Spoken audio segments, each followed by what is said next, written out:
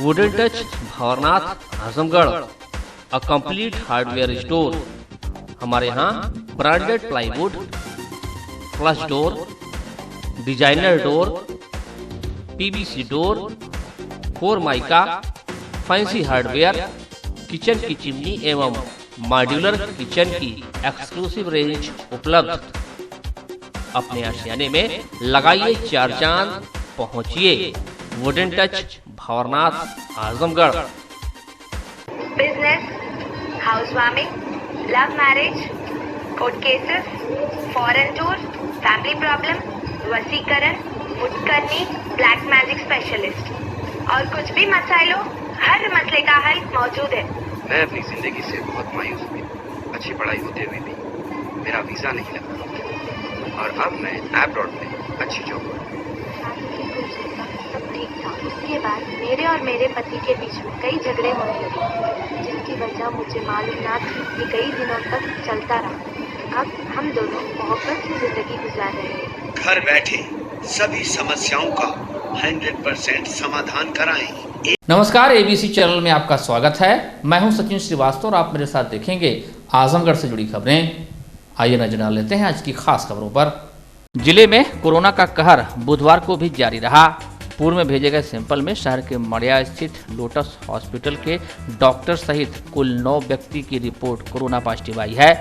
संक्रमित डॉक्टर मुबारकपुर थाना क्षेत्र के उदय भानपुर गांव के निवासी हैं, जबकि अन्य 8 संक्रमित व्यक्तियों में एक मुरादाबाद, टुंडवल, निजामाबाद, एक अलाउद्दीनपुर, हुब्बीगंज फूलपुर, एक चमराडीह मुड़ियार फूलपुर, 2 महाराजगंज के तिलकपुर, एक बघावर शेखुपुर रौनापार और एक व्यक्ति तहवरपुर का निवासी है, जबकि एक और मरीज स्वस्थ होने के उपरांत डिस्चार्ज हुआ है।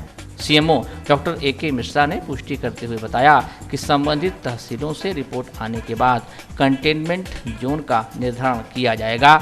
सभी नए संक्रमित मरीजों को L1 अस्पताल, महामृत्युंजय डेंटल कॉलेज एटौरा चंडेश्वर और L3 अस्पताल, राजकीय मेडिकल कॉलेज चक्रपानपुर में आइसोलेट कराया जा रहा है। इस प्रकार जिले में कोरोना पॉजिटिव मरीजों की संख्या 242 हो गई है। वर्तमान में 64 सक्रिय केस हैं। 171 मरीज स्वस्थ होकर डिस्चार्ज हो चुके हैं, जबकि 7 संक्रमित मरीजों की पहले ही मौत हो चुकी है। 2 कोरोना पॉजिटिव मरीजों को BHU एवं 1 मरीज को मेडिकल कॉलेज लखनऊ रेफर किया गया है।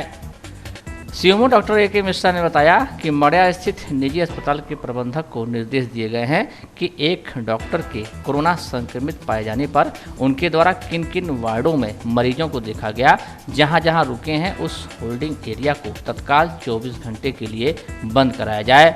उधर SDM सदर रावेंद्र सिंह टीम के साथ पहुंचे और जिस कक्ष में डॉक्टर बैठते थे उसे सील करा दिया। कोरोना काल में शासन व प्रशासन स्तर पर महत्वपूर्ण अभियान के रूप में विशेष संचारी रोग नियंत्रण एवं दस्तक अभियान की शुरुआत की गई है, जो पूरे जुलाई माह चलाया जाएगा। कोरोना के संक्रमण व बरसात में फैलने वाले डेंगू, मलेरिया, मस्तिष्क ज्वर जैसे विभिन्न संचारी रोगों के रोकथाम के लिए इस अभियान को महत्वपूर्ण माना जा रहा है। बुधवार को जिलाधिकारी राजेश कुमार ने LED बैन को हरी झंडी दिखाकर अभियान की शुरुआत की। इस अवसर पर जिलाधिकारी द्वारा दस्तक शपथ भी दिलाई गई, जिसके अंतर्गत कोविड-19, दिमागी बुखार व अन्य संक्रामक रोगों को हराने का संकल्प भी लिया गया है।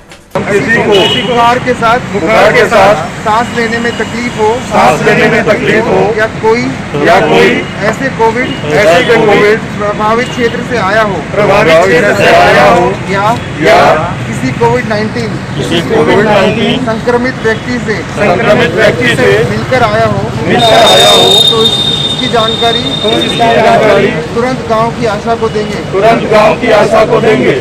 जिलाधिकारी राजेश कुमार ने कहा कि इस अभियान का उद्देश्य जनमानस में संचारी रोग के प्रति जन में जागरूकता पैदा करना है, जिससे लोग संचारी रोग के बारे में जागरूक हो सकें। अभियान के दौरान जल भराव को रोकने, कचरा निस्तारण, नालियों की साफ सफाई, स्वच्छता, शुद्ध पेयजल, सटीक व समय से उपचार पर विशेष रूप से बल दिया जाएगा। मुख्यमंत्री जी द्वारा पूरे उत्तर प्रदेश में संचारी रोग नियंत्रण हेतु एक अभियान चलाया गया है, जिसका शुभारंभ 10 बजे लखनऊ से किया गया है। उसी की कड़ी में जनपद आजमगढ़ में भी स्वच्छता को लेकर और संचारी रोग के इसको जो बढ़ता हुआ संचारी रोग है इसको रोका जाए, क्योंकि अभी बरसात हो रहे हैं, आप जानते हैं कोविड-19 ऑलरेडी सब जगह कोविड-19 का प्रभाव है।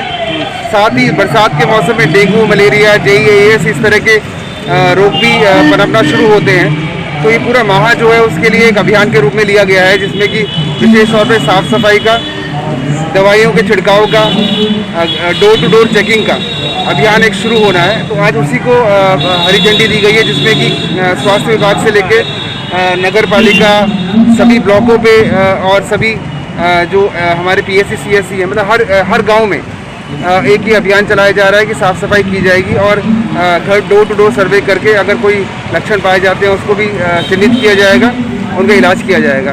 और साथ ही ऐसे रोग ना बढ़े उसके लिए साफ़ सफाई के लिए, पानी जमाव रोकने के लिए जो आवश्यकताएं हैं वो सब चीज़ सप्लाई की जा चुकी है और उनको भी रोकथाम करके चिन्हित करके उनको भी दूर किया जाएगा। पूर्व मुख्यमंत्री, पूर्व राज्यपाल सौम्यता, सादगी, सरलता की प्रतिमूर्ति व स्वच्छ राजनीति के प्रतीक रहे स्वर्गीय राम नरेश यादव की 93वीं जयंती बुधवार को सादगीपूर्ण तरीके से मनाई गई। कांग्रेस के वरिष्ठ नेताओं के नेतृत्व में मनाई गई स्वर्गीय यादव की जयंती समारोह को संबोधित करते हुए वक्ताओं ने उन्हें समानता का पक्षधर, आजमगढ़ का गौरव व किसानों गरीबों की आवाज़ बताया। तो वहीं दूसरी तरफ प्रदेश के पूर्व मुख्यमंत्री, समाजवादी पार्टी के राष्ट्रीय अध्यक्ष, सांसद आजमगढ़ अखिलेश यादव का 47वां जन्मदिन पार्टी कार्यालय में समारोह पूर्वक मनाया गया। पूर्व मंत्री दुर्गा प्रसाद यादव ने केक काटते हुए उनके दीर्घायु व स्वस्थ जीवन की कामना की। इस अवसर पर सपा के 47 कार्यकर्ताओं ने रक्तदान के रूप में महादान करते हुए अपने प्रिय नेता को जन्मदिन की बधाई प्रेषित की। आजमगढ़ शहर के रैदोपुर में स्थित लाइफलाइन हॉस्पिटल के खिलाफ सोशल मीडिया पर दुष्प्रचार का आरोप लगाते हुए इंडियन मेडिकल एसोसिएशन ने बुधवार के दिन पुलिस अधीक्षक को ज्ञापन सौंपा। IMA अध्यक्ष doctor DP Rai, vice president Archana Massey, doctor Subhash Singh, doctor Anoop Yadav, doctor Piyush Yadav व डॉक्टर गायत्री आदि चिकित्सकों ने ज्ञापन के माध्यम से मांग किया कि सोशल मीडिया पर डॉक्टरों के खिलाफ अनर्गल बयानबाजी करने वालों पर कड़ी कार्रवाई की जाए। यहाँ पर मीटिंग इस संबंध में हो रही है कि कुछ अराजक तत्व हैं जो कि डॉक्टर्स के प्रति अपशब्द बोल रहे हैं और लाइफलाइन को बदनाम करने की कोशिश कर रहे हैं, जो कि सारे नॉर्म्स का पालन हो रहा है, लेकिन वो लोग अलग अलग किस्म के गलत वो लगा रहे हैं, आरोप लगा रहे हैं। उसी संबंध में ये मीटिंग हुई थी और सब साक्ष्य वगैरह दिया गया है SP साहब को और वो इसके बारे में कार्रवाई करने को उन्होंने आश्वासन दिया है। क्या चाहते हैं, क्या मांगे हैं आप लोग? हम लोग यही चाहते हैं जो लोग गलत भ्रामक तथ्यों को फैला रहे हैं उनको उचित उनके प्रति कार्रवाई होनी चाहिए, जो होना चाहिए वो हो। किस तरह की भ्रांतियाँ फैलाई जा रही हैं? मतलब इस तरह से कि कोरोना पॉजिटिव केस की मृत्यु हो गई, उसको प्लास्टिक में लपेट के वो डिस्पोज कर दिया गया, इस टाइप की बातें हैं। और बहुत सी की डॉक्टर्स के बारे में कि वो लोग गलत काम कर रहे हैं, लूट रहे हैं जनता को। मतलब कोई भी जिस भी प्रोफेशन में जो भी होता है वो तो ईमानदार होता ही है ना, आमतौर पे अपने प्रोफेशन के प्रति।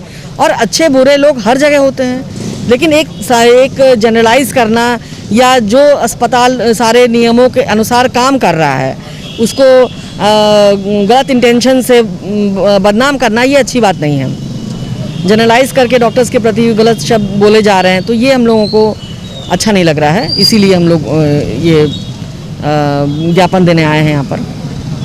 इस मामले में पुलिस अधीक्षक त्रिवेणी सिंह का कहना है कि IMA ने अपने शिकायती पत्र में कुछ लोगों पर आरोप लगाया है कि वह धमकी दे रहे हैं और हॉस्पिटल से पैसे की मांग कर रहे हैं।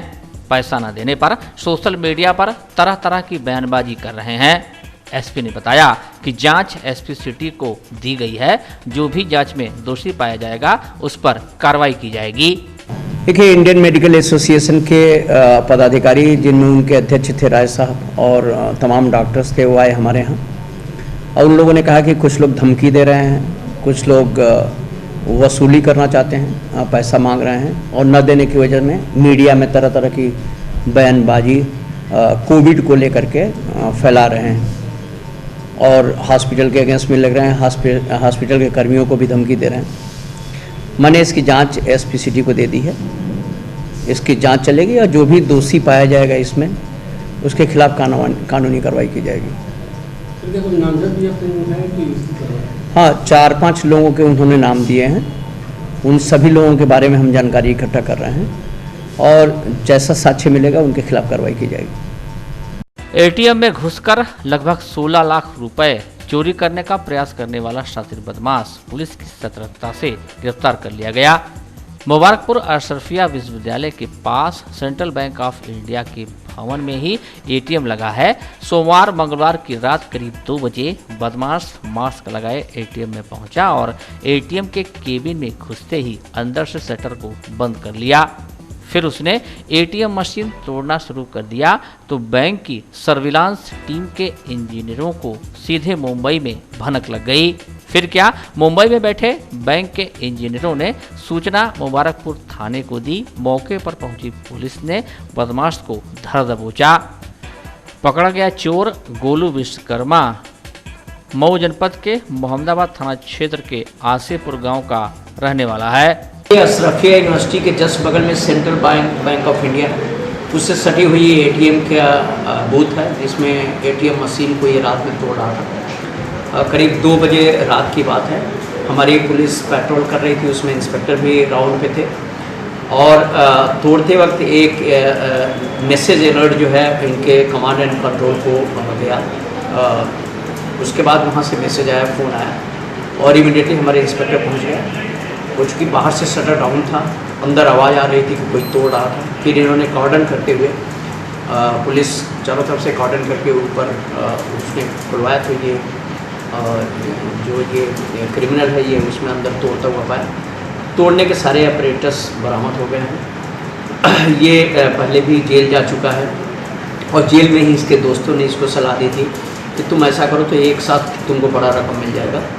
तो इसलिए पहले इसने 6-7 दिन आकर के रैकी की इस एटीएम मशीन की और उसके बाद इसने लेट नाइट आकर के शटर उठा करके, चूँकि उसके पास उस तरह के ऑपरेटर्स हैं जो ये ऑपरेटर्स आप देख सकते हैं, उससे उठा करके और फिर जा करके उसको तोड़ना शुरू कर दिया। तो इसके साथ कई और लोग भी थे कि अकेले था? अभी जिन लोगों ने इसको सलाह दी थी और प्लस इसके जो मोबाइल फ़ोन्स मिले हैं, प्लस इसके जो ये चूँकि मऊ का रहने वाला है, मऊ भी हमने एक टीम भेजी है, उससे हम लोग जानकारी कर रहे हैं कि इन सबों का नेटवर्क कितना बड़ा है और पहले इन सबों ने क्या इस तरह की कोई घटना की है कि नहीं, इस पर हमारी विवेचना चल रही है।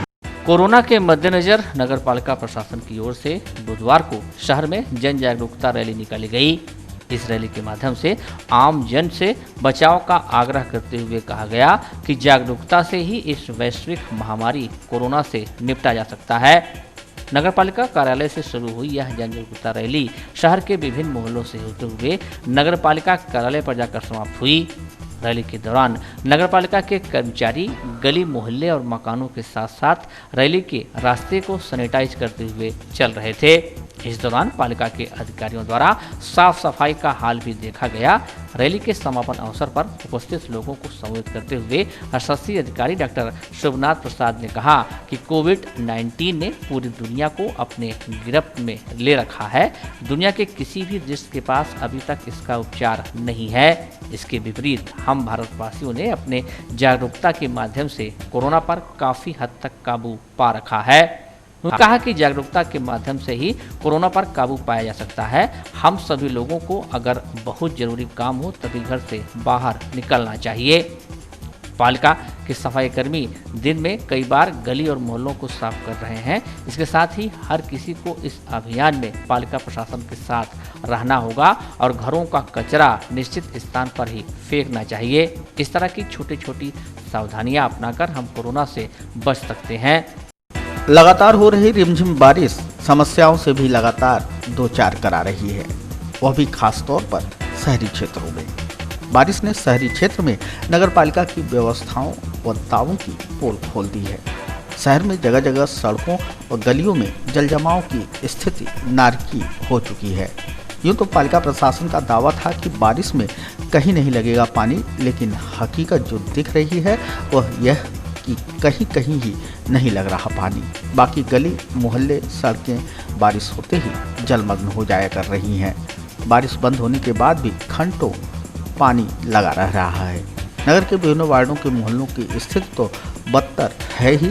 सिधारी क्षेत्र के त्रिमोहानी स्थित सड़क, पुलिस अधीक्षक ऑफिस की सड़क व गांधी तिराहे की सड़क हर बारिश में जलमग्न हो जा रही है।